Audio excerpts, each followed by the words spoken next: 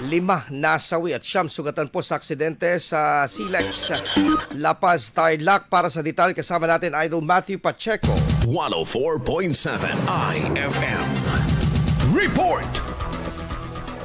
Isang malagim na aksidente ang naganap sa kaba ng Central Luzon Expressway sa La Paz, Tarlac kahapon ng umaga nang mawala ng kontrol ng isang L300 na sasakyan at bumangga sa gilid ng daan. Sakay ng sasakyan ng 14 na individual. Sa naturang insidente, kumpirmadong 5 ang nasawi habang 9 ang nasugatan ayon sa ulat mula sa mga rumesponding ahensya. 11 sa mga pasyente ang agad na isinugod sa Tarlac Provincial Hospital habang 3 naman ang dinala sa Jackson's Medical Center para sa karagdagang atensyong medikal. Agarang tumugon ng PRC Tarlac chapter na nagpadala ng ambulansya na may 4 na personel upang respondihan ang isa sa mga pasyente at dalhin ito sa ospital. Nag-set up din ng PRC Tarlac ng isang welfare desk assistance and first aid station sa Tarlac Provincial Hospital na pinangingisumaan ng mga welfare volunteers. Patuloy din na nakastandby ang kanilang fleet ng ambulansya para sa karagdagang transport kung kinakailangan at handa rin ng mga kaayusan sakaling kailanganin ng supply ng dugo. Kasama mo mula rito sa IFM Dagupan, ito si Idol Matthew